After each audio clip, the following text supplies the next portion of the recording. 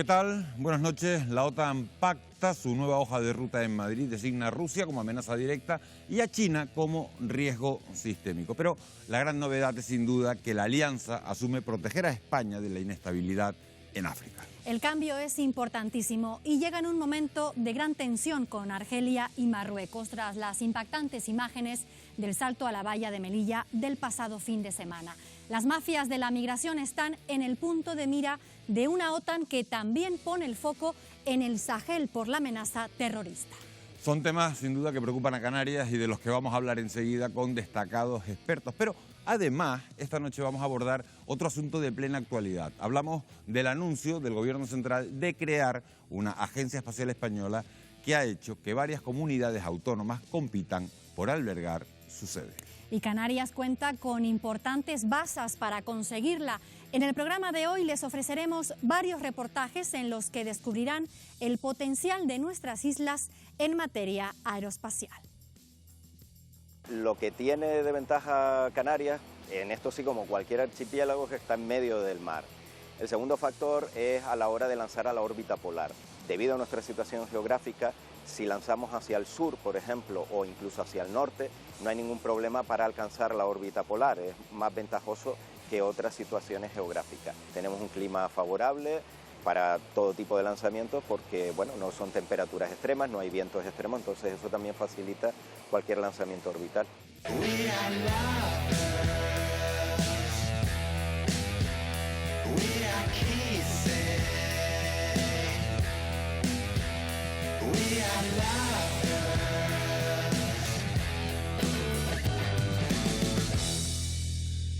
La actualidad de esta semana pasa por Madrid, donde hoy ha finalizado una cumbre histórica de la OTAN en la que la Alianza Atlántica recoge por primera vez las amenazas en el flanco sur como un desafío prioritario. Sin duda, un tema que afecta a Canarias y del que vamos a hablar con los invitados de esta noche. Saludamos ya a nuestros invitados, a José Adrián García Rojas, que es profesor de Ciencia Política de la Universidad de La Laguna. José Adrián, bienvenido. Hola, gracias. Gracias por acompañarnos. Está con nosotros también Raquel Lucía Pérez, que es doctora de Filosofía del Derecho. Raquel Lucía, bienvenida, gracias por acompañarnos. Gracias a ustedes. Está con nosotros también la periodista Verónica Pavés. Verónica, bienvenida. Gracias. Y está con nosotros también Samuel Toledano, que es profesor de Ciencias de la Comunicación de la Universidad de La Laguna. Samuel, bienvenido, gracias por estar con nosotros. Noches. La primera pregunta que les lanzo a los cuatro es esa prioridad, ese flanco sur que se convierte en una de las prioridades de la OTAN. La Alianza reconoce que el Sahel es un caldo de cultivo para la inestabilidad por la proliferación de grupos armados y terroristas que pueden impulsar sin duda nuevos flujos migratorios. Y la pregunta que les traslado es ¿cómo reciben esta importante novedad y qué va a suponer, Raquel Lucía, para Canarias? Bueno, desde mi punto de vista es una buena noticia, ya no solo que la OTAN empieza a pensar que Canarias, o que mejor dicho, que a nosotros nos afecta directamente, pero que África puede ser un caldo de cultivo, pero no solo desde mi punto de vista, no solo por el problema yihadista o los flujos migratorios, sino también porque Rusia cada vez tiene un potencial y una influencia en territorios africanos que no hay que descartar que puedan también provocar un desorden mayor del que ya existe en el continente africano. Yo creo que es una mala noticia, porque básicamente se está abordando el tema de la migración desde un punto de vista de seguridad y militar. Y es trágico que la migración sirva como excusa para militarizar las fronteras, sabiendo en cuenta precisamente lo que hemos visto hasta ahora.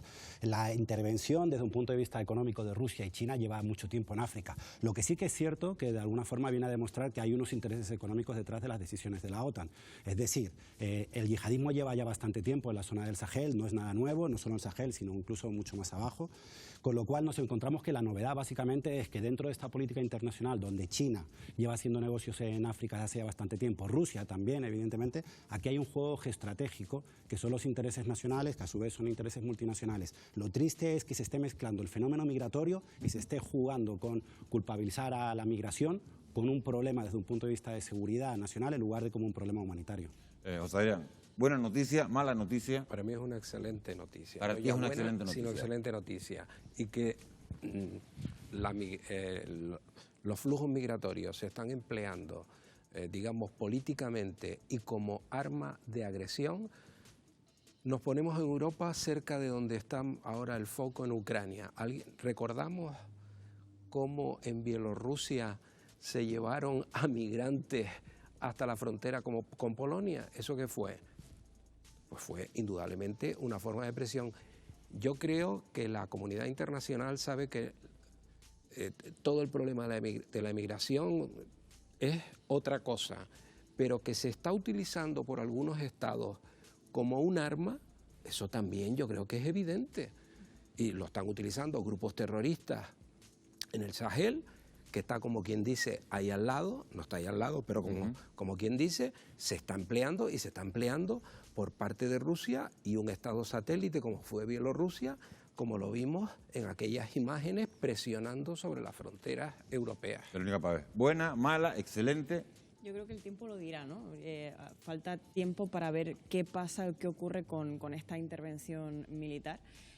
Para quien es bastante beneficioso, o era lo que quería realmente, es para España, porque la OTAN en España tiene su razón de ser justamente por ver qué ocurría en el Sahel y en toda esa zona de África. Entonces, al final se ha mirado hacia África por primera vez, además, porque hacía muchísimos años que la OTAN no lo hacía. Y bueno, pues en principio parece una buena noticia en ese sentido, de por lo menos mirar hacia algún lado a África, porque hasta ahora lo hemos dejado un poco a su albur, ¿no?, de lo que pasara. Samuel, me voy contigo porque es el único que piensa que no es una buena noticia, aunque por ahora no hay bases de la OTAN en Canarias. ¿Crees que en un futuro la OTAN acabará desplegándose aquí? Se lleva tiempo hablando además de la sede del ejército de Estados Unidos, que tiene el África como lo tiene en Alemania. Se hablaba de tenerlo bases en Canarias o incluso acercarlo a Rota. El problema básicamente que nos planteamos es el enfoque en el cual vamos a abordar el fenómeno migratorio. Es decir, estamos abordando lo que puede ser una herramienta que puede ser utilizada y no tanto por mafias ni grupos yihadistas, sino precisamente por aliados como Marruecos, con lo cual es un juego un poco decir que a determinados países nos están chantajeando con el flujo migratorio, pero esos países son con los que pactamos y entran en nuestra frontera, y hemos visto a gendarmes en las fronteras españolas. Con lo cual, abordar el problema de la migración desde un punto de vista de seguridad es muy grave, porque básicamente estás deshumanizando un problema humanitario. La propia OTAN en el documento, cuando acaba de reconocer precisamente todo el flanco sur como un lugar de desarrollo de peligros o potenciales peligros, previamente te está haciendo un discurso de que existen unos problemas de déficit democrático, problema de hambre, problema de cambio climático, etcétera. ¿Qué es lo que pasa? Que lo que necesitamos son soluciones políticas, no militares. Es decir, hay organizaciones. La OTAN es una organización militar, es que creo que es algo que se nos escapa. La OTAN es una organización militar, no es política. Pero fíjense que estamos hablando del tema migratorio después de un fin de semana en el que hemos visto precisamente a miles de personas intentando saltar la valla de Melilla. Yo entiendo lo que él está planteando, pero es que yo estoy completamente convencida que invertir en seguridad y en defensa es invertir en paz. Él está planteándolo migración, problema humanitario. Yo creo que todos los que estamos en esta mesa... Estamos viendo, Raquel Lucía, imágenes de este fin de semana. Creo que todos estamos de acuerdo, que claro que es un problema de derechos humanos y claro que hay un problema de personas y que la situación, si África no estuviera en la situación en la que está desde hace mucho tiempo, no es reciente este tema, no debería ocurrir, pero lo que no podemos es obviar la realidad. Y a mí lo que me preocupa y por lo que me parece que es una buena noticia es que Canarias está bastante alejada del territorio europeo y por supuesto del territorio americano. Es que si a mí me preguntan que si ponen una sede de la OTAN en Canarias, yo estaría encantada de que la pusieran. O sea, es que ¿Ustedes estarían encantados también? ¿Estarías encantada? Bueno, creo que Canarias es un lugar geoestratégico al final, ¿no? Y está, como dice Samuel, las vistas muy puestas en Canarias justamente por esa posición que tenemos.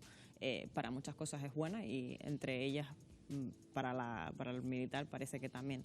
Y lo ha sido en muchas ocasiones, también lo ha sido durante la Guerra Fría, una base estratégica militar. Que la pusieran o no, pues depende un poco de las decisiones políticas. Y si sería beneficioso, pues tampoco estoy muy segura. Bueno, no sabemos si va a haber de momento o no ese despliegue de la OTAN en Canarias. Lo que sí sabemos es que el presidente del gobierno, que Pedro Sánchez, ha asegurado en una entrevista que ofrecía esta semana a Televisión Española que en España se debe abrir un debate para aumentar el gasto militar de aquí a 2029. Escuchen. La OTAN es una alianza de democracias en defensa de la democracia y la democracia hay que defenderla y se defiende aumentando las capacidades que tenemos de disuasión. El Gobierno de España se ha comprometido a que de aquí al año 2029 elevemos nuestro presupuesto en defensa hasta estar cerca de ese 2% del Producto Interior Bruto. Y creo que es importante que abramos este debate en España. Bueno, eso es lo que decía el presidente. José Adrián, ¿qué opinas? ¿Se debería aumentar el gasto militar en España? Pues bien llegado al debate, porque este debate se tenía que haber tenido hace mucho tiempo, se nos está demandando para el peso económico y que algunos pensamos que debería de tener políticamente España o que pensamos que es la posición que tiene que tener, tenemos un presupuesto militar raquítico. ¿Y eso qué significa? Se está hablando del 2% del PIB, estamos actualmente en el 1%, con lo cual sería doblar el presupuesto. Y va a ser un esfuerzo enorme. Ahora, pensemos, una base como la de Rota, Torrejón. Bien, España no tiene esas bases y las tendríamos que tener con nuestras propias necesidades y nunca tendríamos el armamento y la capacidad tecnológica que hay. ¿Cuánto nos costaría? O sea, el amigo americano hace mucho tiempo que nos viene diciendo, sí, soy muy amigo, por cierto, con España ahora parece que la cosa va mejor porque hasta ahora había un paseillo para ver a Biden que a mí me parecía la mejor imitación. Las imágenes de Biden hablando con el presidente, pero hablando con la mujer del presidente también. Sí, efectivamente, porque parecía, la otra vez parecía un paseo tipo Chiquito de la Calzada, ¿no? Una cosa ahí de venir. ¿Por qué? Porque viene una mala relación desde la época de Zapatero, que no se ha logrado a partir de ahora, parece, pero eso exige sacrificio. Pero, José Adrián, estás hablando mucho de Estados Unidos y Biden ha anunciado un aumento de las tropas de Estados Unidos en Europa. Eso supone el mayor rearme de la OTAN desde la Guerra Fría. Y que cuesta mucho dinero, y que a los americanos cada dólar al pueblo americano, y que tiene unas elecciones y que al pueblo americano eso de echar dinero, dinero para cosas que no se entienden, porque en la guerra de Ucrania en Estados Unidos al principio fue, pero las noticias actualmente, si uno ve en Estados Unidos, les preocupa lo que está ocurriendo en el interior, que tienen temas muy graves, por otro lado. O sea que esto tiene un coste. Los americanos además lo vienen pidiendo hace tiempo. ¿Quieren ustedes la protección que nosotros le damos? Pero, hombre, ustedes tienen que aportar más. Hablando de costes, a mí lo que me preocupa realmente es que estos costes salen de las arcas de todos nosotros. Claro. En el caso de Estados Unidos, pero España también está haciendo una inversión importante. La semana pasada nos comunicaron que habían pedido a la OTAN la compra de 20 casas. 20 casas son 2.000 millones de euros. Sí, que además venían para Canarias, para la base, para Canarias. O sea, que yo es la primera vez en lo que tengo uso de razón que escucho al Estado español preocuparse por la integridad del territorio de Canarias, y yo sí que estaba preocupada por el territorio de Canarias. Probablemente no se preocupaban porque pensaban que no había motivos para preocuparse, pero ahora hay motivos para preocuparse. Por lo tanto, lo que me preocupa que realmente los saques de otras partidas, las arcas del Estado son las que son, y si las quitas de sanidad, las quitas de educación o las quitas de lo que tenemos, pues tendremos que ser mejores y más eficientes en todas las administraciones públicas para que no se sufran en otras ramas realmente importantes. No, digo, ¿terminaste? Sí. Al final el dinero va para los ejércitos y al final quien va a salir beneficiado es la industria armamentística, que es la que se está forrando básicamente con todos los conflictos armados. No es la primera vez y no será la última vez que la industria armamentística esté contenta y aplaudiendo porque básicamente van a aumentar los gastos de defensa. Pero yo creo que lo que es necesario volver a recordar es que yo creo que perdemos el foco. La OTAN es una organización militar y las palabras de Pedro Sánchez son unas palabras falsas porque dice que va a defender valores democráticos. La historia de la OTAN está plagada básicamente de ejemplos en los cuales no tiene nada que ver con valores democráticos. Tuvo la dictadura de Grecia. Durante esa época a Grecia no se la echó de la OTAN. De hecho, Papandreou llegó a decir que la OTAN estaba detrás. Y vamos a hablar hoy de Turquía. Turquía, según The Economist, es un régimen híbrido, no es una democracia. Y para poder entrar Finlandia y Suecia en la OTAN, no sé si todo el mundo sabe lo que ha tenido que hacer ahora, van a tener que declarar terroristas a los miembros del PKK, que es del Kurdistán, con precisamente los soldados, no sé si recuerdan los reportajes de la guerra de Irak, con las mujeres soldados héroes, eran kurdas. El Kurdistán estaban siendo bombardeados por Irak, estaban siendo bombardeados por Turquía y al mismo tiempo los exaltábamos como defensores frente a la yihad, frente al ISIS. Es decir, esas mismas personas son perseguidas por Turquía y para que Suecia y Finlandia entren en la Unión Europea, van a tener que perseguir políticamente. Pero ¿cuál es la solución? O sea, yo puedo entender el planteamiento que haces, ¿y cuál es la solución? O sea, que no haya ejército, que no exista la OTAN. No, lo que planteo simplemente la hipocresía del lenguaje, que son valores democráticos, son intereses. O sea, la OTAN es una agresión militar, se va a invertir en dinero. Sí. ¿Hay que ir a la guerra? Se va a la guerra. ¿Que el régimen como el de Putin es un régimen autoritario? Por supuesto que sí, pero que no seamos hipócritas en el discurso de que defendemos valores democráticos, porque no es. Porque si la OTAN estuviera preocupada por los valores democráticos de todos los lugares y donde están sufriendo bombardeos rusos, por ejemplo, en Siria hubiera actuado. Rusia lleva bombardeando Siria y estamos mirando para otro lado. Y como Siria podemos poner ejemplos, y no hablemos de valores democráticos en Arabia Saudí y en Qatar. Es decir, la OTAN es una organización militar que responde a los intereses nacionales de los diferentes partidos, de los diferentes gobiernos, que a su vez están conectados con las multinacionales, pero no es una organización de valores democráticos. Para eso está la ONU o la OSCE, que son organismos que nos hemos olvidado. Se puede invertir en organizaciones políticas, militares es otra. Que tenga que haber ejércitos, por supuesto, pero que no vendamos el discurso con un... ¿Y la ONU si te parece bien? ¿La ONU donde hay 5 países permanentes, donde está Rusia, donde está China? ¿Eso sí te parece bien? Pero me parece bien que existan organizaciones políticas para resolver los problemas políticos, pero lo que no me parece bien es que se intente vender que una organización militar es una organización que busca la democracia. No es el caso. Vamos a ver, la OTAN es una organización político-militar. En la reunión de Madrid todavía no he visto, en esa mesa que estamos viendo ahí detrás, no veo a ningún general. No sé si algún primer ministro o presidente que haya sido militar, pero ahí... El comandante jefe Joe Biden. Bien, pero jefe. Efectivamente, Joe Biden, que no es militar, es un señor es un antiguo senador de Delaware que fue vicepresidente y que ahora es presidente, pero no es militar. Creo que sí, porque para llegar al Congreso de Estados Unidos, como no hayas pasado por el ejército, mal asunto, ¿no? Pero vamos, que no es político-militar y hay decisiones políticas y militares. Tienes toda la razón.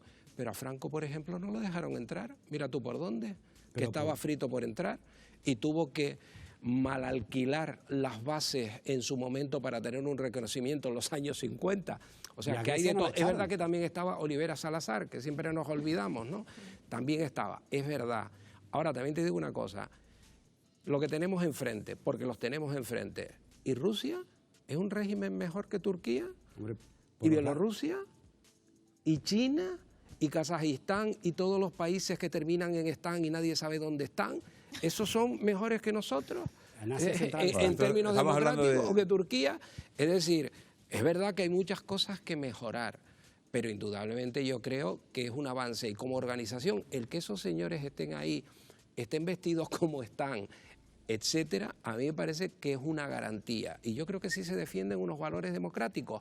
Es verdad que no con la misma intensidad con todos los que hay periodistas detenidos en Turquía, profesores universitarios detenidos. Sí. Se ha quitado atrás el... Pero tiene el segundo ejército. Queda clara las posturas de las dos partes de la mesa. Han explicado perfectamente la postura de tanto Samuel. Yo les quiero hablar de otro asunto, porque la guerra no se está librando solo en el campo de batalla, se está librando también, fíjense, en el espacio. Casi 5.000 satélites orbitan alrededor de nuestro planeta. Sirven para predecir el tiempo, para analizar el cambio climático o para dotar de conexión telefónica e internet a todo el mundo. Pero numerosos expertos advierten de que muchos se han quedado obsoletos, con lo que son vulnerables, atención, a los ciberataques, algo que podría derivar en graves consecuencias para la seguridad mundial. ¿Se imaginan qué pasaría si hackean un satélite? Lo vamos a ver.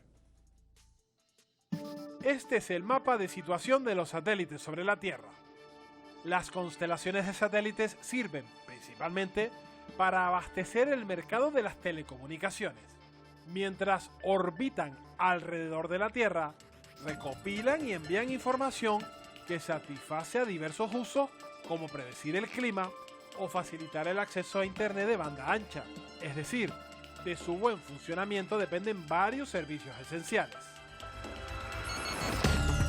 Al ser objetos conectados, son potencialmente hackeables.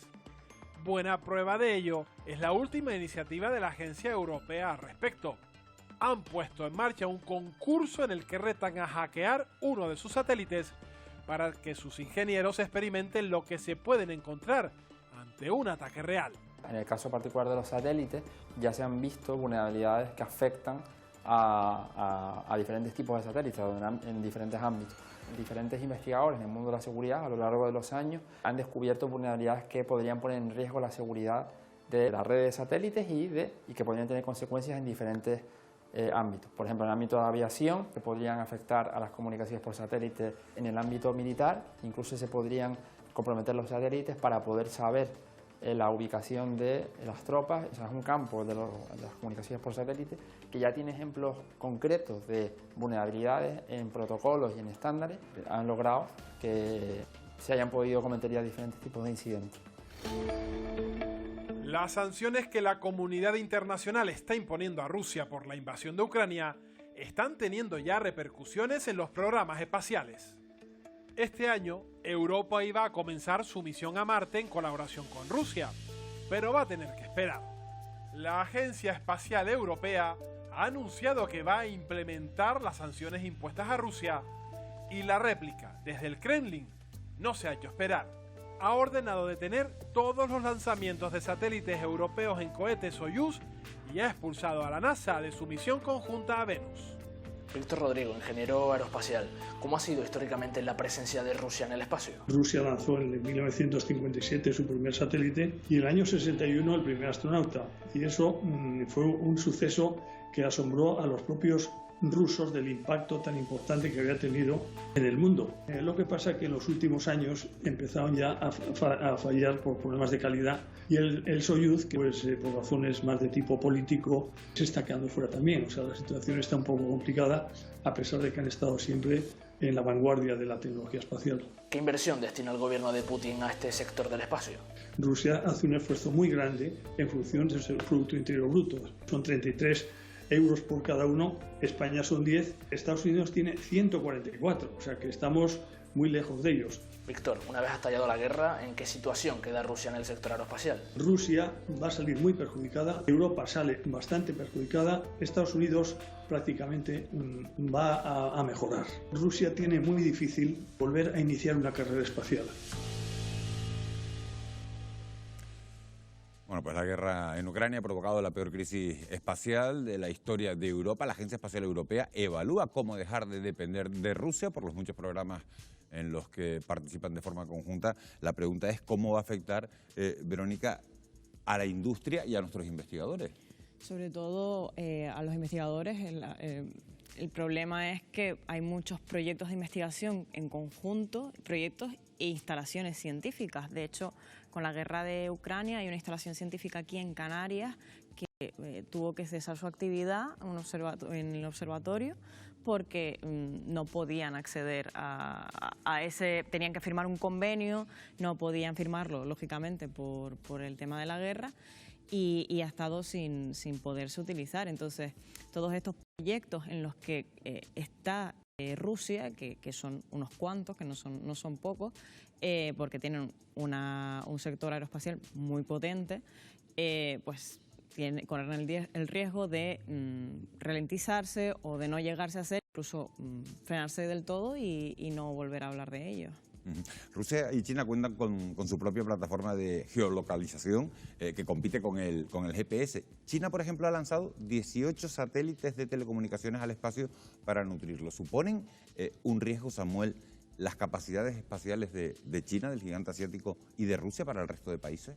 Supone un punto de competencia. Evidentemente estamos hablando de las telecomunicaciones, donde está claro que existe una guerra comercial, Estados Unidos, con China particularmente, menos que con Rusia, y evidentemente todos los escenarios, estamos hablando de materias primas, por ejemplo en África, pero también de energías, y evidentemente el escenario espacial y con las telecomunicaciones es un nuevo escenario de lucha comercial, y esto va a continuar, y en este caso pues la parte vinculada a Rusia pues evidentemente se ve afectada por el conflicto, pero sí que China lleva desde hace ya bastante tiempo haciendo bastante inversión en industria, más allá de convertirse en el productor, en la fábrica del mundo, lleva mucho tiempo trabajando en otros sectores para intentar de alguna forma convertirse o aumentar su poder como potencia no solo política, sino evidentemente como potencia económica, claro. Esto tiene una importancia fundamental. Recordemos que en la época de Ronald Reagan se lanza todo el proyecto que se llamó de la Guerra de las Galaxias, que no era Star Wars en versión cinematográfica, y cómo no puede la Unión Soviética de aquel entonces seguir el programa de una economía abierta como la norteamericana competitiva, y eso significa, con otros factores, el fin de la antigua Unión Soviética. Y empieza porque no pueden mantener ese ritmo. pero evidentemente hay una competencia y a mí no me hace mucha gracia del todo esto de que esté uno vigilado por tantos sitios. Quizás es un precio que hay que pagar, pero bueno, a mí yo soy un individualista convencido y lo de la libertad me gusta, pero es un tema fundamental. Y otro tema fundamental es, como decía antes Samuel, que hemos dejado en Occidente todo que sea la mano de obra barata china en sus fábricas, que dependemos, según oí yo esta mañana en alguna emisora de radio, hasta componentes de los molinillos para la generación de energía eólica. Hasta ahí podemos depender de los chinos. Tremendo. Muy breve, que tenemos que acabar con este tema. Vamos a ver, está claro que China no es una potencia y es una potencia mundial. Pasó de ser un tema local a ser global. Y esa importancia ya se está viendo cuando se discute de, no sé si conocen lo que son los GAFAM, ¿no? Los Google, los Amazon, los Facebook, los Apple, bueno, y Microsoft, bueno, exactamente las mismas empresas lo tenemos en Oriente.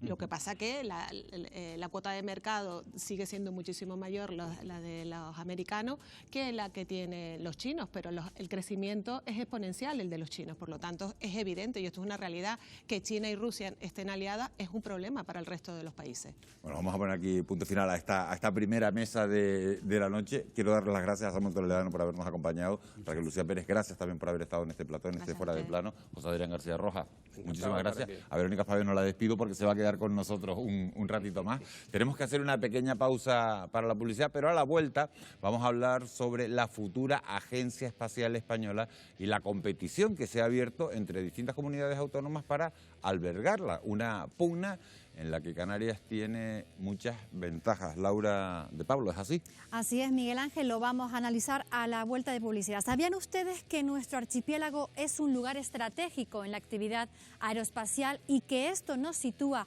a la vanguardia en este sector? El papel de Canarias fue clave, por ejemplo, en la misión Apolo 11, cuando por primera vez se pisó la Luna. Vean.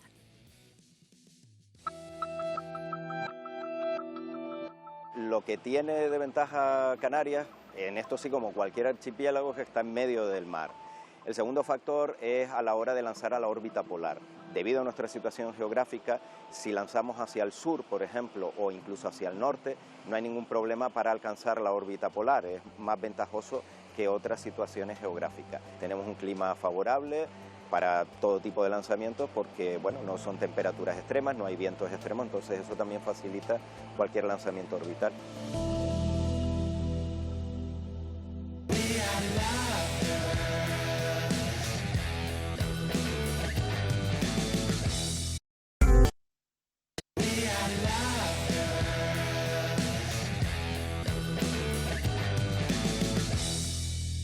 Bienvenidos de nuevo, seguimos a las 22:59 de la noche en directo en Televisión Canaria en Fuera de Plano. Se incorporan a nuestra mesa de debate nuevos profesionales. Está con nosotros José López Feliciano, que es investigador de microelectrónica aplicada de la Universidad de Las Palmas de Gran Canaria. José López, bienvenido, gracias por acompañarnos. A ti, muchas gracias. Está con nosotros también José Luis García, que es presidente del clúster aeroespacial y aeronáutico de Canarias. José Luis, bienvenido, gracias por estar en Fuera de Plano. Buenas noches, muchas gracias. Buenas noches. Está con nosotros también Joshua Barrios, que es ingeniero técnico industrial, que actualmente cursa un máster en astrofísica. Joshua, bienvenido. Gracias por acompañarnos y sigue con nosotros la compañera periodista Verónica Pabé. Verónica, hola. Gracias por quedarte porque sabemos que esta hora de la noche no es fácil para los periodistas. Bueno, como les contaba, Canarias espera albergar la nueva Agencia Espacial Española, aunque otras comunidades autónomas también la ansían. Nuestro archipiélago cuenta con muchos puntos a favor para que se acabe instalando aquí. De hecho, las islas son un lugar estratégico para la industria aeroespacial, lo vemos. Canarias es un lugar estratégico en la actividad espacial desde hace más de 70 años. Su papel fue clave en la misión Apolo 11 y la primera llegada a la Luna.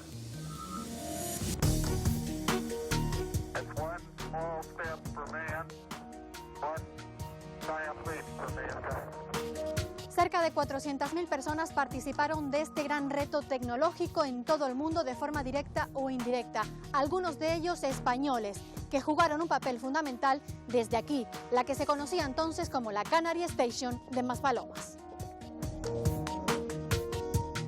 Rafael Sagún, director del Centro Espacial de Canarias, ubicado en Maspalomas, ¿por qué se eligió esta zona para su instalación? Fundamentalmente se elige por la privilegiada situación geográfica que tenemos aquí en el sur de la isla de Gran Canaria. ¿Por qué deciden que sea Canarias? Fundamentalmente porque al estar en la misma latitud que Cabo Cañaveral, proporcionaba un extraordinario seguimiento o daba continuidad al seguimiento de la nave o de los vehículos espaciales, fundamentalmente en la fase más crítica de todas, que es la fase de despegue. Y luego se decide que sea al sur de la isla de Gran Canaria porque al no estar afectado por la sombra del Teide proporcionaba una extraordinaria cobertura en el eje oeste-este, que era el eje de lanzamiento de los vehículos espaciales. Otro motivo por el cual se decide que sean las Islas Canarias es porque había un acuerdo ya entre la Navy y la Armada Española por si en un momento determinado, en esa fase crítica de lanzamiento, había que amerizar, la Armada Española iría a auxiliar a esa nave.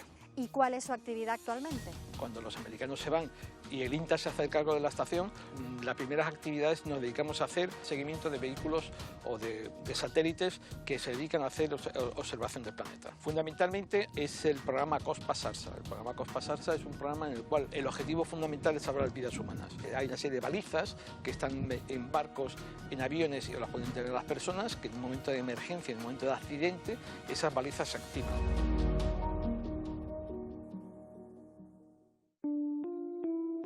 La misión de la nave Apolo 11 fue un éxito. Sin embargo, estuvo cerca de cancelarse en el último momento debido a un problema con las comunicaciones. Ahí, el papel de España y de Telefónica fue crucial para evitar la suspensión del lanzamiento.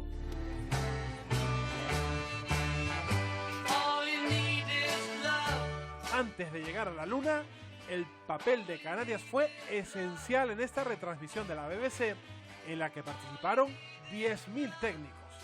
La NASA colocó en el espacio el Intelsat 2F3, públicamente conocido como el satélite Canarias. Se trataba de uno de los satélites más importantes para dar cobertura de televisión. Un vídeo que ahora se puede ver en YouTube fácilmente.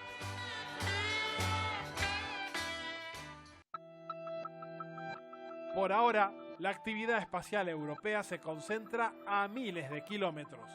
De hecho, ni siquiera está en Europa, sino en América, aquí, en la Guayana Francesa, un lugar idóneo porque está cerca del Ecuador. Esta característica también se cumple aquí en Canarias. Es por eso que en este momento se estudia si es viable la construcción de una plataforma marina flotante para el lanzamiento de microsatélites y minisatélites. Esa infraestructura flotante que se desplazaría al Océano Atlántico para los lanzamientos.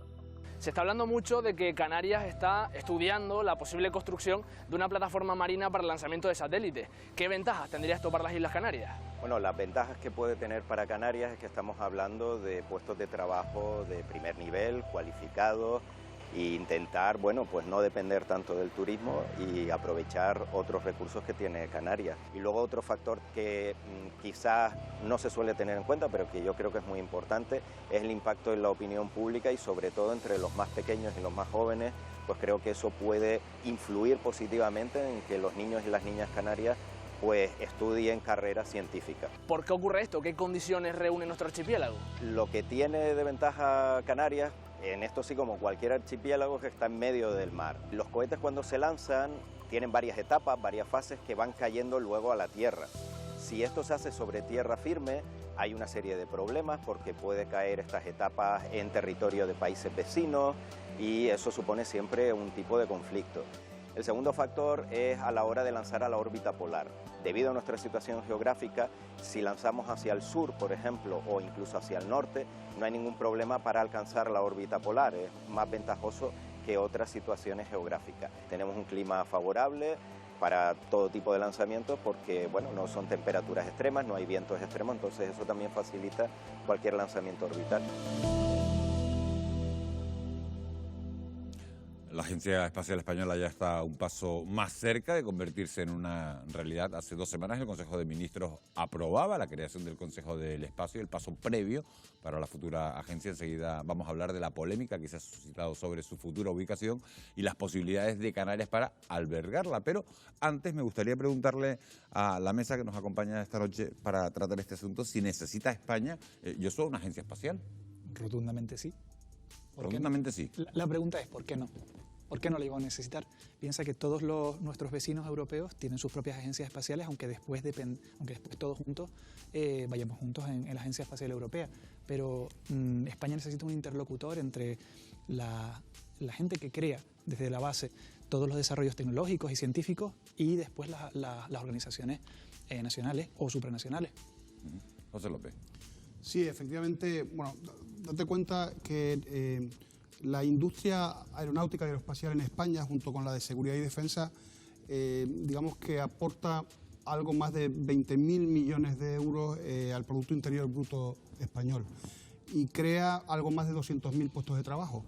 Bueno, para coordinar toda esta industria y todas estas empresas que están trabajando en este sector, pues hace falta un ente coordinador como es, por ejemplo, la Agencia Espacial Española.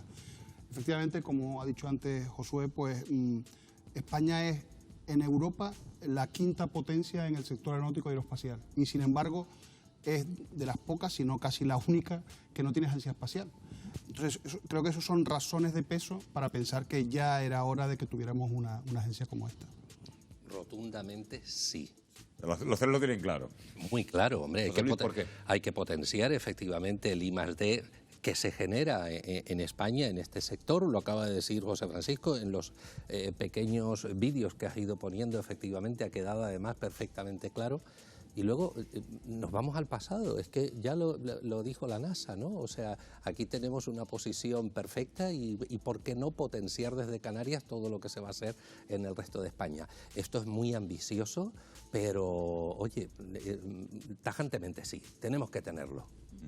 Está claro que Canarias es un lugar, Verónica, clave, estratégico, su posición en el mapa, la calidad de los cielos, el clima, la experiencia en misiones espaciales la coloca como una gran aspirante para albergar esa futura Agencia Espacial Española. Pero ¿qué pros y qué contras tiene nuestro territorio para poder albergar unas instalaciones de este tipo? Yo creo que el pro más importante quizás es el clima. Realmente parece un poco burdo quizás decir el clima, ¿no? Porque es lo mismo que nos trae el turismo, quizás, ¿no? Pero realmente el clima es una de las cosas más importantes que tenemos y lo que más nos diferencia del resto de España.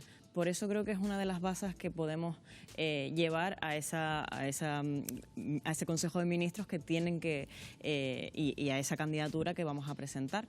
Y por otro lado también tenemos mucha historia con la astrofísica, lo hemos estado hablando, con la astrofísica, la aeronáutica y el sector aeroespacial. Y todo eso confluye en que tenemos muchísimo talento en las islas, muchísimo talento que además se ha tenido muchas veces que emigrar y que una agencia española, una sede de la Agencia Española del Espacio permitiría devolver a todo ese talento que se nos ha ido. Pero además tenemos todas estas infraestructuras, pues tenemos al clúster, que aquí tenemos al responsable, ¿no?, del clúster, también tenemos a la sede nacional del Instituto de Técnica Aeroespacial, que lo veíamos también en el reportaje, tenemos el Instituto de Microelectrónica Aplicada de la Universidad de La Laguna y tenemos, por supuesto, el Instituto de Astrofísica de Canarias, el IACTEC, y de ahí sale todas nuestras conexiones con el resto del mundo, además, y con los proyectos científicos y con todas esas todas esas sinergias que ya están hechas, o sea, ya lo tenemos hecho. Hay muchas candidaturas, hay muchos lugares en España que quieren tener esa sede. Sevilla, León, Teruel, la localidad madrileña de Tres Cantos, optan por albergar la sede. De momento el Gobierno de Canarias está preparando la documentación para presentar su candidatura. Para ustedes, ¿qué isla sería, José López, la más adecuada como sede de la agencia? Bueno, simplemente comentar también que además de las que has comentado, está también la última en apuntarse, digamos, en la lista es Valencia, y también está Puerto Llano también. Entonces la competencia es dura, pero como se ha comentado anteriormente, tenemos todos los ingredientes para hacer una candidatura óptima. El Gobierno está trabajando en ello. El Gobierno cuenta con el apoyo de la Universidad de Las Palmas de Gran Canaria, con el apoyo del clúster, ¿no? Y bueno, yo creo que va a salir una candidatura bastante potente y ganadora. Evidentemente esto es cuestión también de tiempo, o sea, hay que medir bien los tiempos. ¿Pero en qué isla? Técnicamente, ¿cuál sería la isla que reúne las condiciones técnicas mejores para colocar. Es que aquí hay que, claro, es una pregunta compleja. Es que en primer lugar... Pero ustedes conocen las peculiaridades del territorio, ¿no? Las singularidades del territorio. En primer lugar, esa decisión le corresponde al Gobierno de Canarias, eso es lo primero. En segundo lugar, muchas islas tienen mucho que decir en esto. Tenerife y La Palma, por ejemplo, está el Instituto de Astrofísica de Canarias, que es una fortaleza en esta candidatura. En Gran Canaria tenemos tanto la Estación Espacial de Maspalomas, el Centro Espacial de Canarias, como la Plataforma Oceánica de Canarias, que PROCAN, que hace uso también de todos los datos de satélites para monitorizar el mar, el medio ambiente marino, etcétera, ¿no? En Fuerteventura también tenemos se está trabajando... Pero para este... Yo es que no quiero abrir un tema de un debate de pleito en ningún caso, o de rivalidad insular, no quiero abrir ese debate, quiero decir, oye, si para La Palma, para mirar el cielo, La Palma es la isla elegida porque reúne el cielo más limpio de toda Canarias para mirar, para este tipo de agencia, ¿cuál sería la isla que reúne las condiciones técnicas? Ustedes lo saben. El mar que tenemos al sur de las 7 islas, perdón, de las 8 islas. De las 8 islas. Ese mar es en lo que se llama el perfecto sandbox, vamos a llamarle waterbox, ¿vale? Para hacer todo este tipo. Ha salido uno de los reportajes, ¿no? La futura, o el estudio que se está haciendo. Te llama el Gobierno de Canarias. Sí. Y dice, José Luis, ¿tú dónde la pones? Buena pregunta. ¿Y José Luis qué le dice? Buena pregunta. ¿El mar de las 8 islas? Sí, sí. Te mira el presidente y te dice... Evidentemente. Yo creo que todas las islas tienen un requisito óptimo para todo ello. Yo sé que es lo que me quieres preguntar. Pero mira, no hace ni un mes aproximadamente, precisamente en el mar, al sur de La Gomera, con el apoyo del presidente Curbelo, pues hicimos un lanzamiento que fue un hito en toda España. Desde un barco de la Armada se hizo ese primer ensayo de lanzamiento con un globo cargado de helio. Por eso te digo, desde las islas no se va a lanzar nunca nada. Desde ninguna de las islas. Sí. Esto es muy importante. Sí. ¿Vale?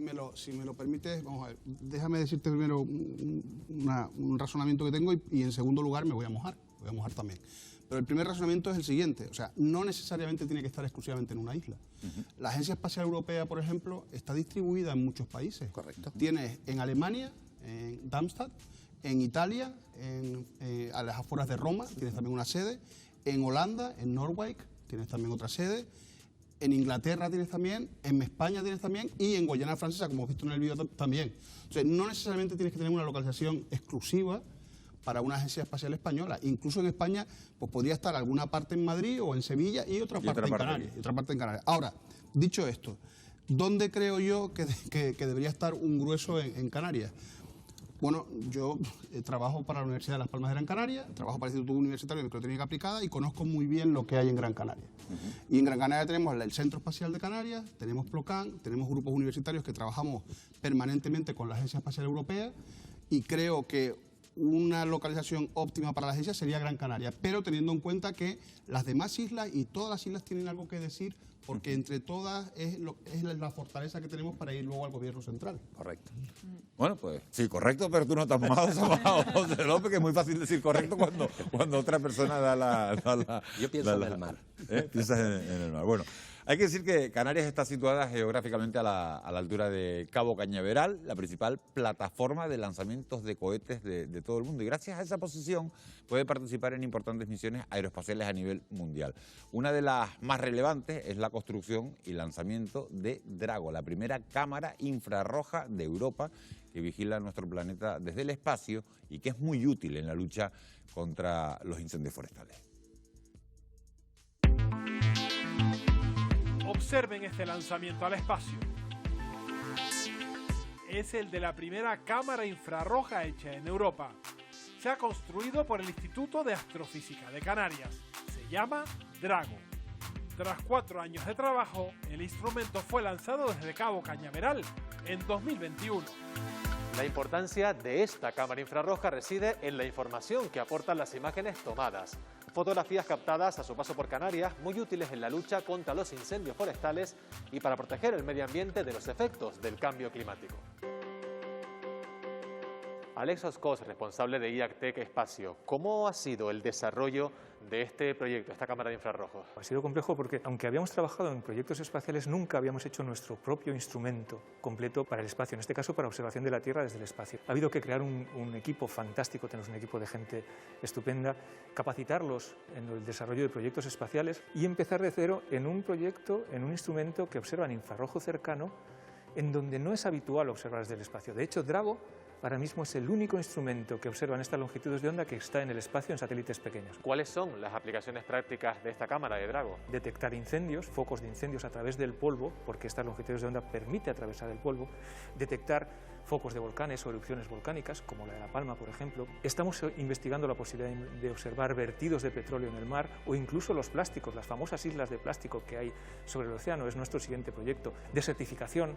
Hemos sacado imágenes muy buenas, por ejemplo, de Dubái, en donde se ve la desertificación del terreno o incluso la evolución de los cultivos, los diferentes tipos de cultivos y cómo van evolucionando. O sea que las posibilidades son infinitas. Lanzamos un instrumento al espacio. En el espacio no podemos ni repararlo si se estropea y también tiene que funcionar todo perfectamente porque si se incendia en el lanzamiento explota todo el cohete, con lo cual tenemos que tener una serie de pruebas previas. Después viene el lanzamiento con todo lo que conlleva, retrasos por mal tiempo, etcétera, y una vez que está en el espacio es el momento crucial en el que comunicamos con el instrumento y vemos si realmente todo el trabajo de 4 años de todo el equipo ha servido para algo. Y sí, funcionó. Nos conectamos con él, obtuvimos señales y estamos sacando unas imágenes espectaculares. ¿Qué valor, qué relevancia tiene el éxito de este proyecto desarrollado íntegramente en el IAC para Canarias? Es como si hubiésemos subido de división. Estamos en una división superior porque hay muy pocos en España y en el mundo que realmente hayan lanzado instrumentos al espacio y que funcionen.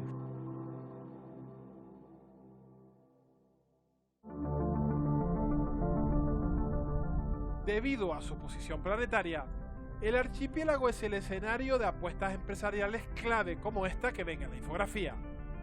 El lanzamiento de pseudosatélites y drones impulsados por un globo que funciona con energía solar. Desde aquí, desde el Parque Tecnológico de Fuerteventura. Eduardo Pereira, gerente del Parque Tecnológico de Fuerteventura, ¿qué es un pseudosatélite y por qué se ha elegido a Canarias para empezar con estos proyectos de lanzamiento? En Canarias se dan unas condiciones excepcionales para desarrollar este tipo de tecnologías. Primero, que Canarias está cerca del Ecuador, es el territorio europeo más próximo al Ecuador. Y una meteorología además de buena, estable, porque en la columna de ascensión de los pseudosatélites, ellos van subiendo muy lentamente, son como un globo, como un avión eléctrico, tardan 8 horas en colocarse en órbita. Entonces, ese periodo de ascenso se necesita que haya una estabilidad del tiempo. Claro, estamos hablando de unas tecnologías muy sencillas, que van a 20 kilómetros, que son ecológicas, son más baratas. Imaginemos un pseudosatélite que está encima de un parque natural. El satélite encima del parque natural es como un ojo que está encima del parque natural con una cámara térmica. Y al primer conato de calor en un punto del parque natural, automáticamente detecta, focaliza una cámara, hace un tracking de seguimiento y avisa a los servicios de emergencia. Con lo cual, la prevención de incendios con tecnologías pseudosatelitales es claramente una de las aplicaciones. Estamos pensando también en la monetización de la biodiversidad, pues hacer una monetización de ocupación, de construcciones ilegales, y otro componente sería más hacia abajo, los drones, que tienen una misión más específica. Drones a distancia. Lo que queremos nosotros hacer aquí es un laboratorio, que tengamos aquí el comando y control de esos drones, el desarrollo de la sensórica, la inteligencia artificial y el data analytics de los datos que nos van a proveer esos sensores. De forma automatizada, pues por ejemplo en una emergencia, llevar un desfibrilador o mover una medicación a alguien que se ha quedado aislado. Yo creo que las primeras, operaciones y tal se van a ver en el segundo semestre del año 2023. Bueno, pues con el cambio climático, la amenaza de los incendios crece cada año. ¿De qué manera, me gustaría preguntarte, Joshua, pueden los satélites y la inteligencia artificial ayudarnos a luchar contra ellos? Yo creo que podríamos separar en dos partes, ¿no? Por un lado los satélites, cómo ayuda a los satélites, y por otro lado el campo de inteligencia artificial que se suma a la aplicación de los satélites. El hecho de tener una monitorización constante desde la parte alta, por encima de desde la órbita, quiero decir, por encima de Canarias, abarata muchísimo los costes de observación. Fíjate que con una sola imagen tienes un campo muy grande, con lo cual a poco que tú veas un foco de incendio en cualquier parte de Canarias, puedes hacer una alerta temprana. Además, la cuestión de con qué luz estás mirando, y digo luz y entre comillas, con qué parte del espectro electromagnético estás mirando. Nosotros vemos en el visible, nuestros ojos están preparados para recibir luz visible, de hecho por eso lo llamamos visible. Pero si nos vamos al infrarrojo, por ejemplo, Drago observan el infrarrojo en ciertas regiones del infrarrojo y apuras muy bien, exactamente a una longitud de onda concreta, a un color del infrarrojo concreto, puedes ver exactamente a través del humo por dónde se están moviendo los frentes del fuego, no solo para detectar el fuego rápido cuando aparece, sino además para ver cómo se va moviendo. José, ¿de qué manera nos pueden ayudar? Sí, bueno, la inteligencia artificial evidentemente nos puede ayudar no solo en el campo de la detección de incendios, sino en cualquier campo, en temas de medicina o en temas de, temas de monitorización del medio ambiente, por ejemplo, marino, ¿no? Y la lucha contra incendios pues es uno de ellos, ¿no? Efectivamente nosotros estamos desde la Universidad de Las Palmas de Gran Canaria trabajando en varios proyectos europeos en los que conjugamos la inteligencia artificial con una serie de sensores que van integrados en satélites, bueno, no solo para detectar incendios, sino para detectar incluso tema de barcos ilegales en el mar, ¿no? Claro. Y todo esto tiene infinidad de aplicaciones. Es que hay otro gran avance que son de la mano de los pseudosatélites, artilugios que están a 20 kilómetros de altura y pueden abarcar un radio, lo estábamos hablando antes, desde esa altura de unos 400 kilómetros, al margen de los incendios. Esta tecnología permite estudiar las costas, a lo mejor también controlar la migración, incluso el tráfico de drogas. Vamos a ver, aquí hay distintos niveles de altura. Están los drones normales y corrientes que puedes comprar en cualquier tienda y que te pueden volar a 120 metros de altura. Podemos ir a una capa superior, que José Luis conoce perfectamente, que son drones de carga, son drones que pueden llegar a pesar hasta 4.000 kilos, como los de la empresa Singular Aircraft, que es una de las empresas que ya ha firmado para venir a Canarias y estar con nosotros en toda esta andadura, ¿no? Son drones que pueden volar a 4.000 metros de altura llenos de sensores, ¿no? Una capa superior que son los hubs que acabamos de ver en una de los vídeos que has puesto, ¿no? Que pueden estar en torno a 20, 30, 40 kilómetros de altura, y luego los satélites. Cualquiera de estas capas tiene sus ventajas y sus desventajas. Los satélites pues, son costosos, la resolución espacial es menor, los drones, la resolución espacial es mucho mayor, pero te abarcan menos área. Entonces todo depende de la aplicación que quieras utilizar, ¿no? Los hubs son una buena solución, como lo son también los drones de carga estos que vuelan a 4.000 metros de altura, ¿no? Bueno, pues como ven, estamos haciendo un completo repaso por los avances que se cuecen en Canarias en materia aeroespacial, y precisamente hoy es el Día Mundial del Asteroide, una jornada en la que se intenta sensibilizar a la población sobre el riesgo de impacto de estos cuerpos rocosos, y aquí en las islas también, bueno, pues se diseñan satélites capaces de detectarlos. Laura, ¿eso es así? Así es, Miguel Ángel, lo vamos a analizar y lo vamos a ver después de la publicidad, porque un equipo de estudiantes canarios está diseñando un nanosatélite que, entre otras cosas, es capaz de detectar asteroides potencialmente peligrosos para la Tierra. Pero, ¿qué probabilidad hay de que un gran meteorito acabe impactando contra nuestro planeta? ¿Tenemos la tecnología necesaria para hacer frente a esa amenaza? Lo abordamos en tan solo unos minutos.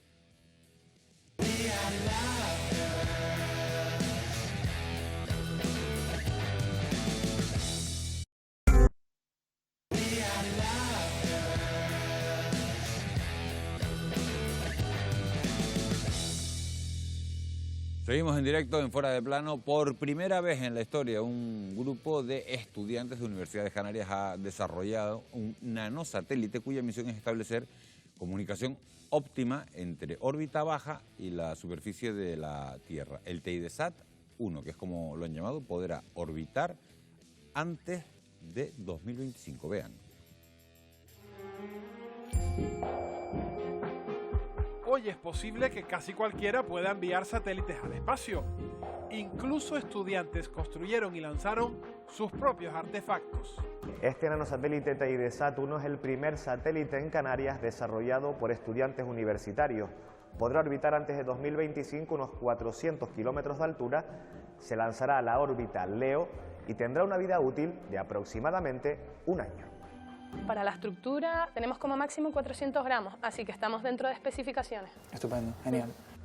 Laura, Joshua, dos de los coordinadores del equipo TEIDESAT. ¿Cómo surge este proyecto? En un principio éramos un pequeño grupo de estudiantes con una buena idea, pero a falta de músculo.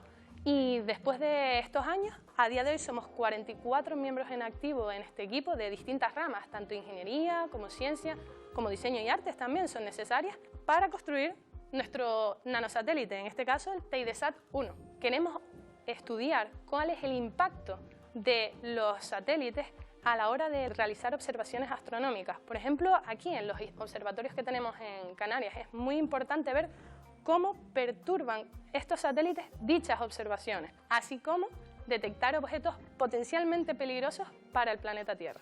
Joshua, ¿y en qué fase se encuentra en estos momentos el proyecto? Ahora mismo estamos, como te fijas, todo el satélite correctamente diseñado, pero ahora falta el diseño fino, que es lo que nos vamos a enfrentar en los próximos meses. Es decir, que todos los componentes estén correctamente elegidos para que puedan sobrevivir en el espacio y además para que cumplan con su función sin ningún problema. A partir de 2024 comenzaremos con la construcción y, si todo va bien, calculamos que sobre finales de 2024, principios de 2025 podremos estar ya en el espacio. Joshua, ¿y por qué este ambicioso proyecto se convierte en una oportunidad de oro para el archipiélago canario? En Canarias tenemos uno de los mejores cielos del mundo. Tenemos una de las 3 capitales mundiales de astrofísica, junto con Chile y con Hawái.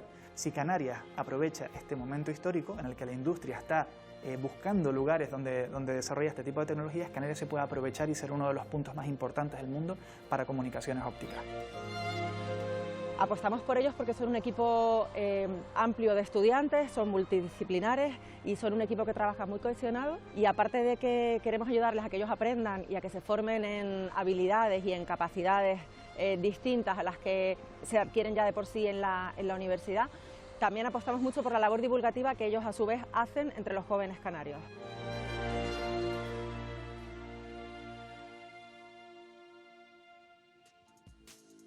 Bueno, pues lo acabamos de ver, ese nanosatélite que está en pantalla es el mismo que estábamos viendo en el vídeo. Los satélites que diseñan nuestros estudiantes son capaces de detectar aparentemente objetos que podrían ser potencialmente peligrosos para el planeta Tierra. Sobre este asunto, que se estima que hay unos 28.000 asteroides aproximadamente cercanos a la Tierra, la mayoría no presentan riesgo de impacto, pero hay una pequeña fracción llamados asteroides potencialmente peligrosos. Esos requieren mayor atención. Le pregunto a Joshua, que te acabamos de ver en el vídeo, ¿alguno de esos, eso es así? ¿Hay, Es matizable, es matizable. A ver, nosotros no vamos a detectar como tal con este satélite nada. Este satélite lo que hace precisamente es un experimento de comunicaciones ópticas entre la órbita baja, ¿vale? Entre unos 400 kilómetros de altura, como explicó mi compañera, y los telescopios que tenemos en tierra. ¿Qué pasa? Que nosotros en tierra, y me quedo con los telescopios así, nosotros en tierra, en el observatorio, de hecho, los observatorios de Canarias, uno de los programas más importantes que hay son los de protección planetaria. Protección planetaria implica que no te caigan pedrolos de estos encima, sin verlos antes. Se hacen grandes estudios para ver cuántos tenemos cerca.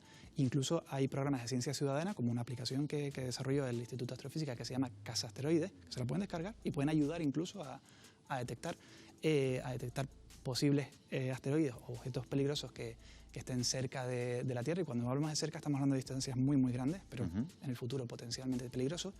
¿Y por qué esto tiene que ver con eso? Básicamente nosotros, al emitir una serie de pulsos de luz desde arriba, lo que estamos haciendo es perturbando a los telescopios que están abajo. Estamos molestando a los telescopios, aposta. La cuestión es que esto está pensado para realizar un experimento de comunicación por luz, o sea, enviar información, mucha información en muy poco tiempo, de manera análoga a como en casa se envían un montón de información por fibra óptica. Pues nosotros queremos hacer eso, pero sin la fibra, ¿vale? Comunicación óptica de espacio libre. ¿Qué pasa? Que de manera accesoria a esto, y aquí creo que es donde viene el matiz, de manera accesoria, como nosotros vamos a poner una luz calibrada en el espacio, podemos ver cómo afecta a las observaciones desde Tierra, cómo afecta a las observaciones de este tipo de objetos peligrosos para la Tierra. Ahí está el matiz. Vale.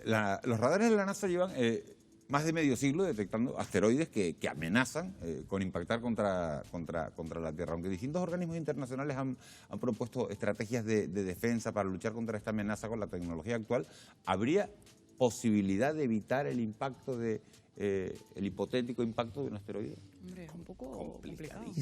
Complicadísimo. Tendría que ser chiquito, ¿no? Tendría que ser un asteroide pequeño y tener nosotros herramientas, que es lo que se está diseñando, para poder destruirlos antes de que lleguen a la órbita terrestre, y a lo mejor fueran, si en vez de uno de 3 metros de diámetro, pues puedan ser pequeñas roquitas, ¿no? que lleguen, y a lo mejor incluso a la entrada con la atmósfera se quemen y no lleguen a venir. Pero esa es una de las líneas de investigación que hay. Realmente, si viene uno muy, muy grande, como por ejemplo el que acabó con los dinosaurios, será bastante difícil frenarlo.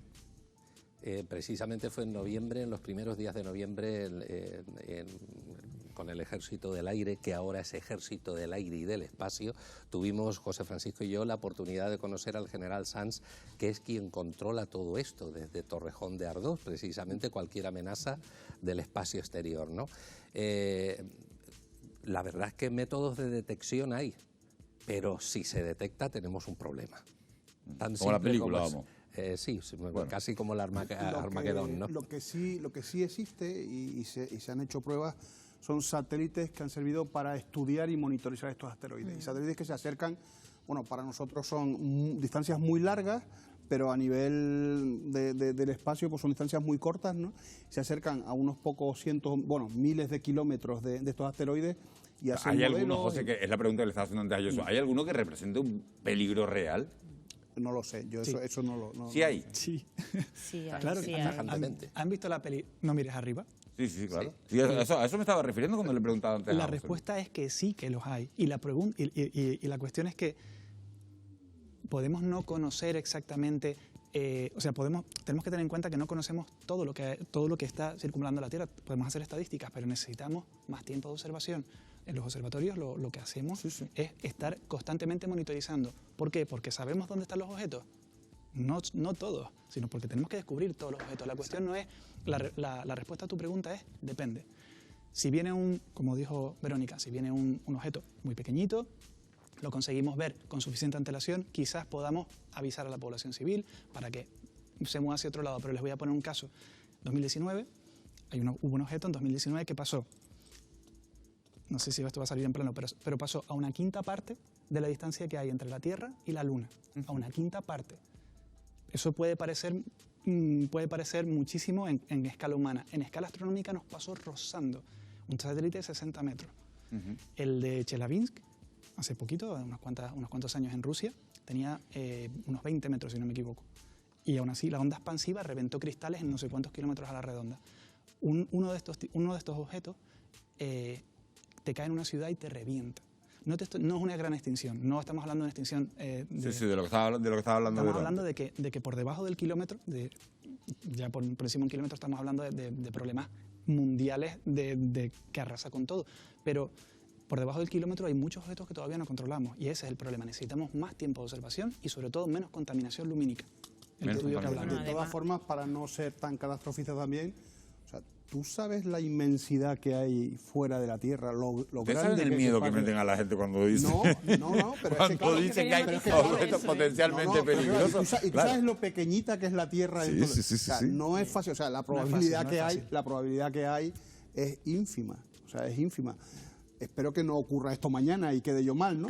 Pero vamos, es como si en esta sala en la que estamos ahora mismo, pues un mosquito fuera a impactar contra uno de mis pelos, uno de mis dedos, ¿no? O sea, es poca la probabilidad, es muy baja la probabilidad que hay. Es baja y por eso estamos aquí.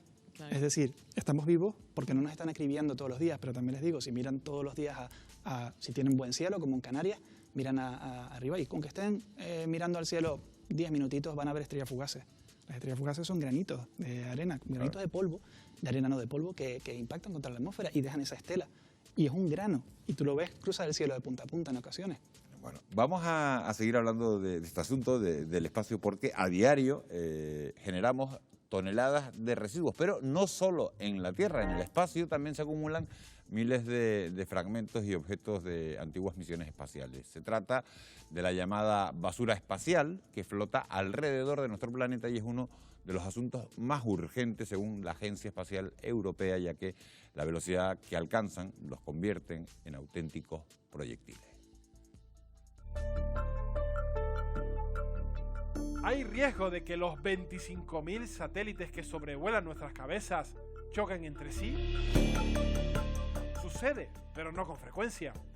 Puede parecer que hay muchos satélites, el espacio es grande y generalmente se colocan en órbitas que no se cruzan ni interfieren entre sí. El problema viene dado por la conocida como basura espacial. En total existen 7.600 toneladas de basura espacial. Eso equivaldría a 7 veces el total de residuos recogidos en Canarias en un solo año, 1.282 toneladas, según los últimos datos de 2019. En la órbita alrededor de la Tierra permanecen atrapados fragmentos de antiguas misiones espaciales que, fuera de control, amenazan nuestro futuro en el espacio. Desde el comienzo de la era espacial en 1957, se han lanzado toneladas de cohetes, naves e instrumentos al espacio. Al principio no se preveía qué hacer con ellos al final de su vida útil, por lo que su número no ha dejado de crecer y las explosiones y colisiones han generado cientos de miles de desechos peligrosos.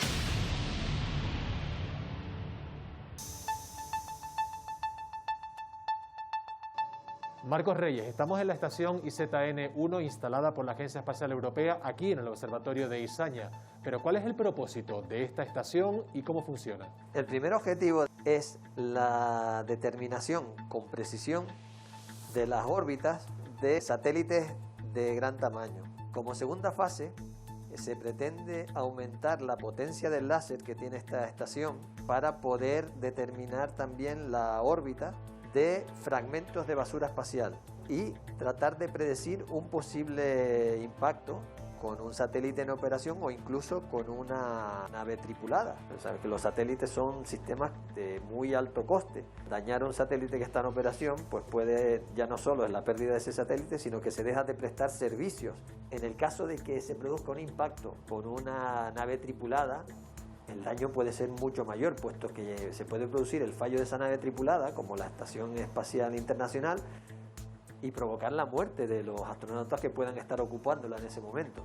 Las consecuencias de la basura espacial en tierra son menores, puesto que los fragmentos pequeños, en el caso de reentrar en la atmósfera, se desintegran. ¿Qué es lo que sucede cuando un satélite finaliza su vida útil? Efectivamente, deja de ser operado y entra, digamos, en la órbita en la que se encuentra, pues se convierte en un objeto más que puede ser dañino para los otros satélites que se encuentran en operación. Bueno, pues es una de las auténticas preguntas del millón, un auténtico quebradero de cabeza, José Luis García. ¿Qué se puede hacer para acabar con la basura espacial? Nada. ¿Nada? Nada.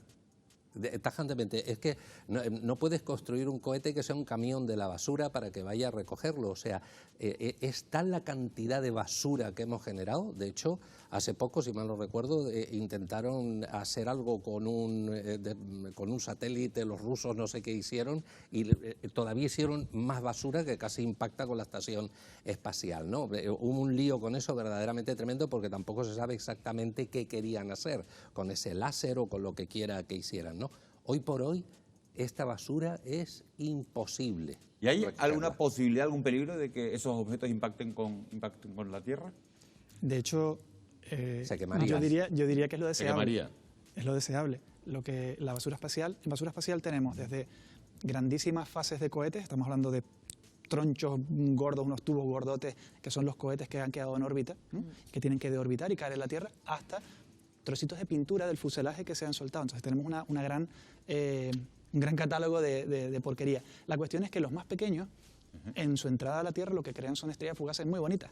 Y los más grandes se ven desde aquí, puedes calcular la órbita y más o menos saber, con unas grandes comillas, cuándo va a caer y dónde va a caer, más o menos. Estoy hablando de unas áreas muy grandes, ¿eh? Bueno, vamos a hacer un pequeño alto en el camino, pero no se vayan porque a la vuelta, Laura de Pablo, vamos a hacernos una de las preguntas más antiguas de la humanidad. ¿Hay vida inteligente más allá de nuestro planeta?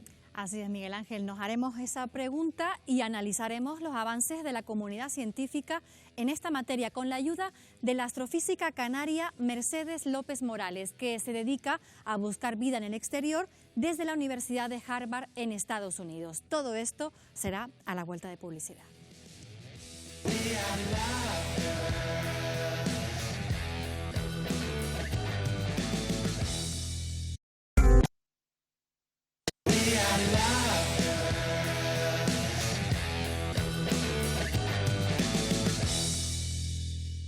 Bienvenidos de nuevo. El ser humano lleva cientos de años preguntándose si está solo en el universo, una cuestión que a día de hoy sigue sin estar resuelta a pesar de que la comunidad científica continúa investigando sobre el tema.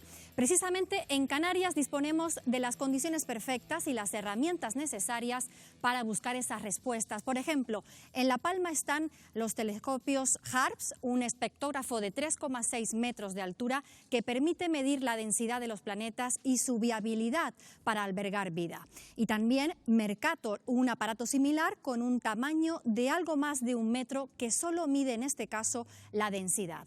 En Tenerife, por ejemplo, está el observatorio. En el observatorio del Teide encontramos los telescopios gemelos Estela.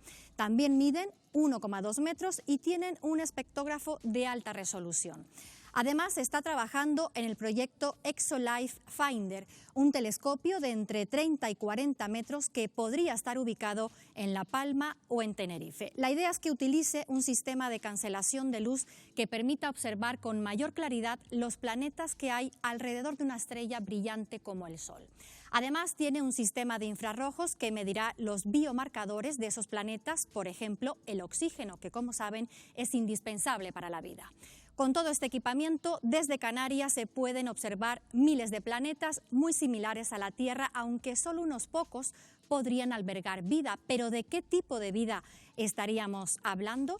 Para intentar responder a esta y a otras preguntas, nos acompaña ya una reconocida astrofísica canaria que se dedica a buscar vida en el exterior desde la Universidad de Harvard en Estados Unidos. Ella es Mercedes López Morales. Mercedes, buenas noches, bienvenida. Hola, buenas noches, encantada de estar aquí. Mercedes, especialistas como usted disponen, como hemos visto ahora, de herramientas muy avanzadas que permiten estudiar la atmósfera de los planetas. Pero, ¿qué condiciones tiene que reunir ese planeta para que sea habitable? Sí, bueno, de hecho, esa es una muy buena pregunta porque, de hecho, estamos aún intentando entender qué constituye habitable. Porque simplemente, pues para que te hagas una idea de por qué nos estamos haciendo esas preguntas, es que una cosa es que un planeta sea habitable para las formas de vida que tenemos en la Tierra, pero un planeta también puede ser habitable para otras formas de vida que no son como las nuestras. Entonces, sabes, a lo mejor un planeta es habitable para un tipo de vida en el que nosotros no podríamos vivir allí. Ahora mismo es muy difícil determinar qué otros tipos de vida hay. Entonces, en lo que nos estamos centrando en un principio es en intentar encontrar un planeta en el que humanos y animales y plantas como las que tenemos en la Tierra podrían vivir.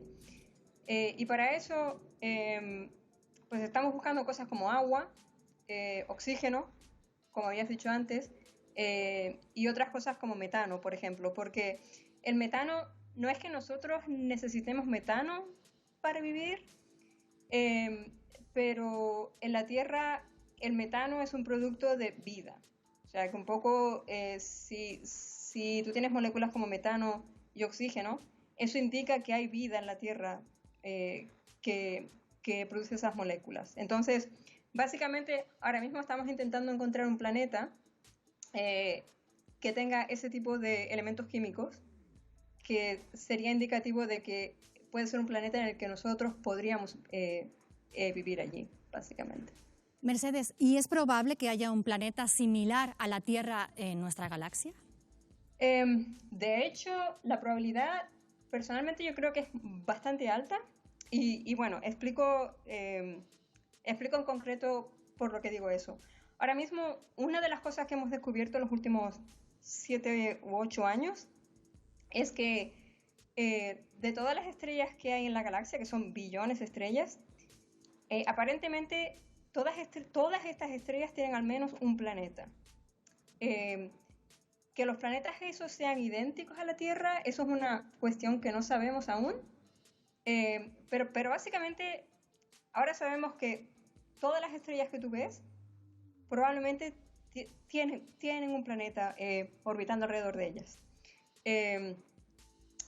La segunda cuestión de que sea un planeta exactamente como la Tierra, esa cuestión es un poco más difícil porque de la forma en la que se generan las condiciones en un planeta, el proceso ese que lleva miles de millones de años para llegar a un planeta como la Tierra, es un proceso bastante estocástico, ¿sabes? Entonces, tienes una serie de miles de millones de pasos que se tienen que producir y se tienen que producir de la misma forma para que tú tengas un planeta igual que la Tierra. Y como el proceso es tan estocástico, probablemente habrá planetas ahí fuera que se parezcan mucho a la Tierra, pero que sean igual que la Tierra, eso es una cosa bastante más difícil. Nos queda muy poco tiempo, Mercedes, por eso no quiero terminar sin hacerle esta última pregunta y le pido brevedad porque hemos conocido un informe de la Universidad de Oxford que, aunque ya se publicó el año pasado, asegura que aunque la vida microbiana puede ser abundante en el universo, hay un 99,6% de posibilidades de que el ser humano sea la única especie inteligente en nuestra galaxia y un 85% de que lo sea incluso en todo el universo observable. ¿Usted qué cree? ¿Realmente estamos solos o puede haber vida inteligente más allá de la Tierra? Yo creo que no lo sabemos aún. De hecho, ese estudio yo creo que no está mal. O sea, es muy, muy difícil desarrollar una tecnología. O sea, un microbio se puede formar de una forma bastante más sencilla que una civilización desarrollarse luego. No lo sabemos aún. De hecho, con las nuevas tecnologías que estamos desarrollando ahora, probablemente tendremos una respuesta en el futuro, pero ahora mismo yo no descartaría que hubiese civilizaciones más inteligentes que nosotros. Así que ya se verá. Muy bien, pues Mercedes López Morales, muchísimas gracias. Buenas noches, gracias por acompañarnos. Buenas noches. Gracias. Bueno, Miguel Ángel, incógnitas sobre las que aún, sin duda, continúa investigando la comunidad científica. Bueno, pues la pregunta se la traslado a los de la mesa, a los miembros de la mesa. ¿Puede haber vida inteligente más allá de la Tierra? Hombre, yo espero que sí. Sería, vamos, no tengo evidencia, pero espero que sí, porque sería muy triste que en todo el universo, con lo grande que es, estuviéramos solos, ¿no? Es como si íbamos a una fiesta y estamos todos vestidos iguales, ¿no? Eso sería una fiesta muy triste, ¿no? Sería bueno tener gente diferente, ¿no?, con quien poder interactuar, y ese sería mi deseo. Ahora, ¿evidencias las hay? Pues yo creo que todavía no. Hay programas que de la NASA y de la Agencia Espacial Europea que han estado trabajando en estos temas para ver si realmente hay evidencias, ¿no? Pero creo que todavía queda trabajo por hacer. Sí.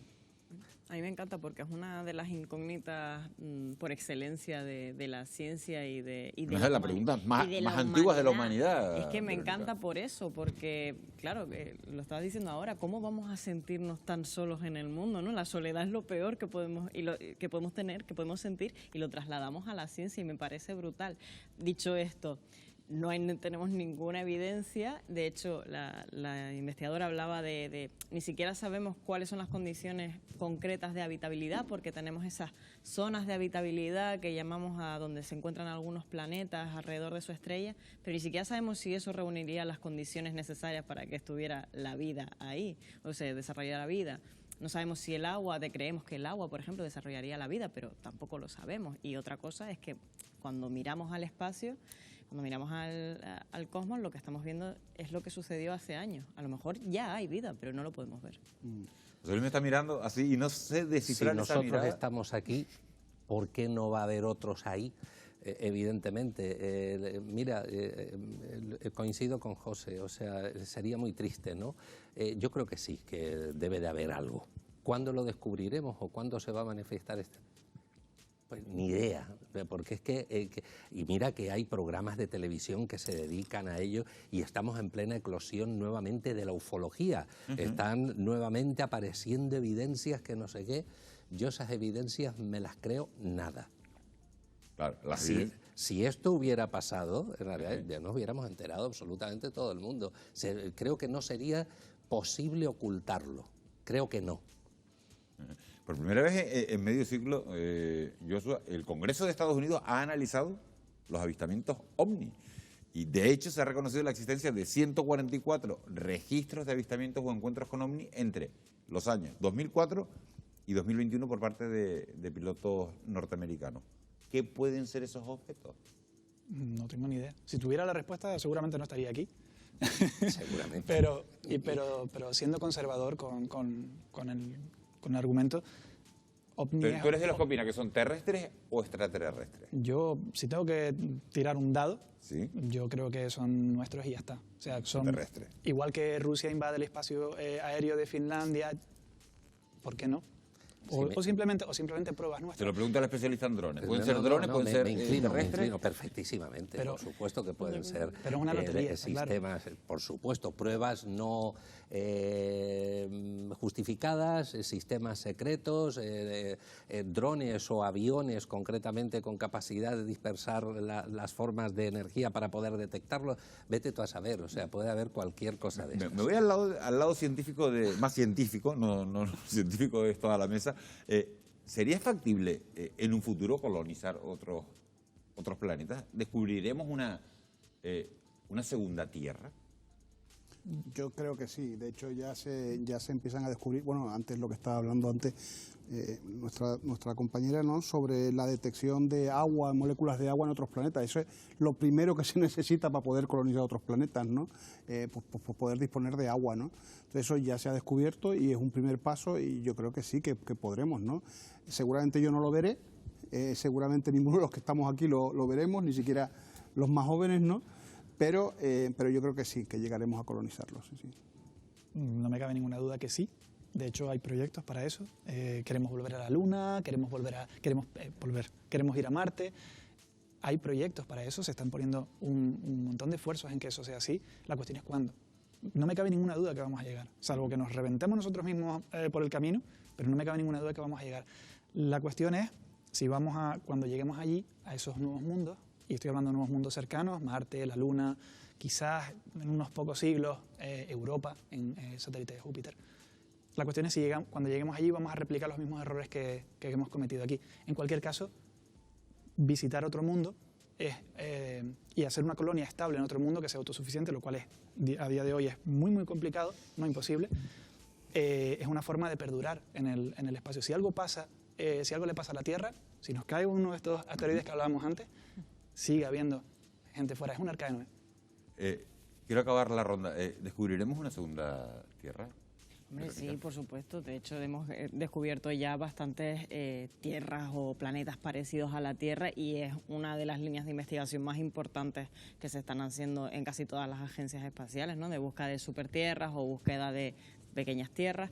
De hecho, hace unos días salía una información del Instituto de Astrofísica de Canarias que han colaborado en el diseño de un nuevo cazador de planetas, como lo han llamado, se llama NIRPS, y es un instrumento que van a poner en un telescopio que está en Chile y que ve en el infrarrojo, y lo que está buscando son tierras, planetas del tamaño de la Tierra alrededor de estrellas muy poco luminosas, muy chiquititas, que hasta ahora no hemos podido ver. Entonces, esto es, una línea de investigación súper importante. Y sin lugar a dudas dará sus frutos. La vamos a encontrar. Y por eso, efectivamente, un poco dentro de lo que es el contexto con lo que empezamos el programa, potenciemos el I+D en Canarias. El uso de todo lo que es la astrofísica, astronáutica, robótica aérea, es fundamental dotar además de todo el esfuerzo posible por parte de nuestros gobernantes para que nuestras universidades y centros tecnológicos canarios pongan su granito de arena. De hecho, ya lo estamos haciendo. Y hay potenciémoslo más. Imagínate qué haríamos con dinero. Pero ahora viene más dinero que nunca, o por lo menos eso nos cuentan, ¿no? Con esta opinión unánime de la mesa vamos a poner a las 12 en punto hoy, punto final a nuestro programa de esta noche. Yo quiero agradecerles de verdad a los cuatro que hayan participado, que nos hayan ilustrado con sus conocimientos. A José Luis García, presidente del Clúster Aeroespacial de Canarias. José Luis, gracias de verdad por haber estado con nosotros. Verónica Pavés, gracias por haberte quedado toda la noche y habernos ilustrado también. José Luis López Feliciano, gracias por habernos acompañado, investigador de microelectrónica aplicada, y Joshua Barrios, ingeniero y divulgador científico. Joshua, gracias, y sobre todo por haberte venido con ese TID, esa maquetita que tenías por ahí que nos ha servido para ver. Gracias a los cuatro, gracias a ustedes por haber estado un jueves más al otro lado de la pantalla. Volvemos la semana que viene, será con nuevos temas que marquen la actualidad. Eso sí, vamos a volver una hora antes de lo habitual, Los dos últimos programas de la temporada los vamos a hacer sobre las 9:15, 9:25 de la noche, para que ustedes se puedan acostar un poquito más temprano. Gracias por su compañía, que tengan ustedes un muy feliz descanso. Buenas noches.